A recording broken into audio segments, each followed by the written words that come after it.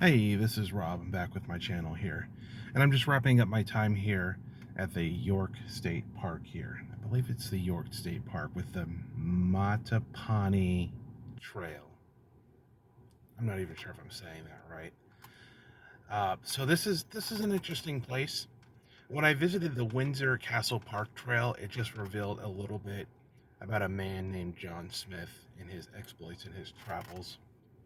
And then coming here, this park further revealed uh, Pocahontas' tribe, which is the Patawa.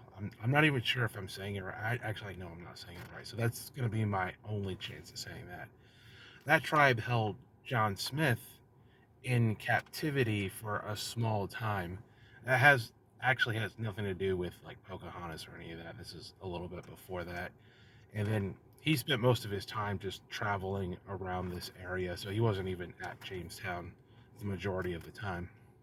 But I think these parks are set up in a way where like a small piece of his exploits are revealed each time you visit a different park in the Virginia area for John Smith.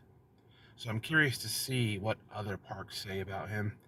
But on the maps themselves, there's a sail.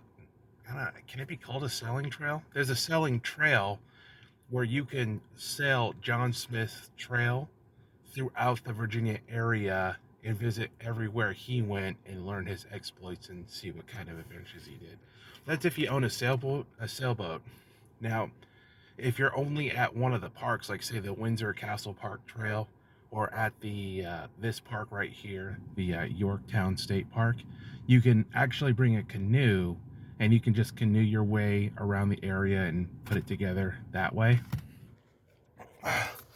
But it's very much encouraged just reading all the promotional material that you get yourself a sailboat and then you sail his adventures to learn more about the people, learn about his exploits.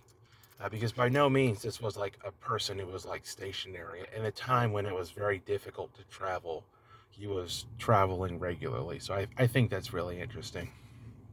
Now on for the park itself. The trail wasn't bad.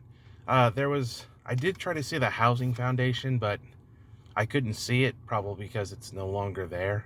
So half of the trail, actually, no, not half trail, like a quarter of the trail itself was closed off, so that may have been where it's at. So I just hiked the rest of the park there, and I just found a few other interesting things to look at. There's a nice little pond out that way where you can do, gosh, what's what I'm looking for? Fishing.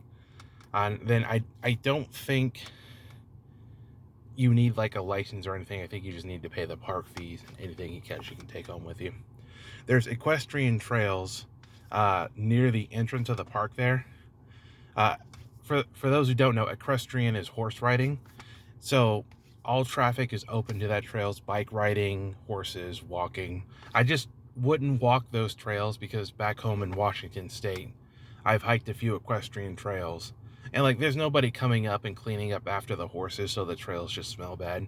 So I just stayed away from those trails just based on experience. But other than that, this park does have a lot to offer. There's a whole other half of the park I wasn't able to see because it's getting dark here, including some trails named after the Pocahontas' tribe, which is Patawa.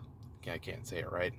But there's a bunch of trails named after their tribe, and there's like a nice little footbridge further inland in the park.